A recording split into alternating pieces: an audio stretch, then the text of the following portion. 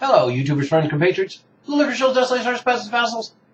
I'm a useful idiot, and today I want to talk about another appointment that's rather disturbing, and that is the appointment of Stanley Fischer, who is head of the Israeli Central Bank for the last 8 years, is now taking Janet Yellen's former position underneath Janet Yellen at the Federal Reserve in New York. So as Yellen takes Bernanke's position, Stanley Fischer is now taking her position. So he is next in line. He is next in succession to lead the Federal Reserve. And when you look at Janet Yellen's credentials, she generally is pretty neutral, pretty academic. She's going to be a dove, as they describe, a classic Keynesian. She will be very malleable. And I would put forth the idea that Stanley Fischer, in a lot of ways, is now going to be in charge of the Federal Reserve System because he is much more savvy and much more dynamic than Janet Yellen. And interestingly enough, of course, Stanley Fischer was one of the candidates that was considered to take Bernanke's place, but there was some consideration given for the controversy that might created. So now they just appoint him through the back door to be the vice chairman. And one of the reasons why it's problematic is because his background, and that's because in the 1980s, of course, he brought Reaganomics as a U.S. advisor. He brought Reaganomics to the state of Israel. And during the 1990s, he was involved and led many of the more notorious international groups like the International Monetary Fund, the World Bank, and Citigroup.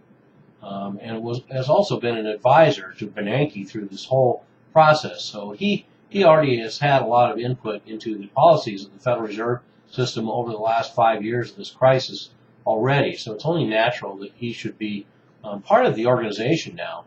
And he purportedly, with his background at MIT and University of Chicago, he purportedly has a lot to do with educating both Mario Draghi, head of the European Central Bank, and Larry Summers, who was also another candidate, another Keynesian that was considered for the position of this Federal Reserve. So we're looking at the same gene pool of academics, of Chicago School, of Keynesians, of people who are politically connected. So that's no surprise.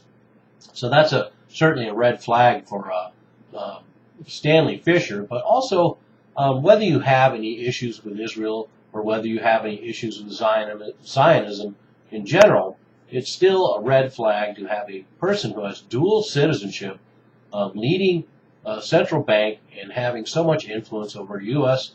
monetary policy. We have a lot of citizens, of course, the United States government that have dual citizenship with Israel, and just to be completely objective, I'm certain that a lot of U.S. citizens would have a lot of problems if we had citizens who were dual citizens with the United States and China, or dual citizenship with the United States and Germany, or dual citizenship with the United States and Saudi Arabia, and the like. But instead, we have a plethora and an exclusivity of dual citizenship, Israeli-American citizens within the United States government. So to have someone this high-placed up with dubious allegiance, and one would suspect most allegiance would be to their primary state, Israel, in the case of Stanley Fischer. And he is also a citizen of Israel by choice. He was born in Zambia, and he has chosen to be a citizen of Israel, and then after that, a citizen of the United States. So this is a pretty interesting development, and the fact that Stanley Fischer has come in through the back door virtually unannounced, receiving so little press, is interesting in itself. And I definitely proffer the idea that Stanley Fischer is indeed in charge of the Federal Reserve right now, not Janet Yellen. I'm a useful idiot. Don't you be one too.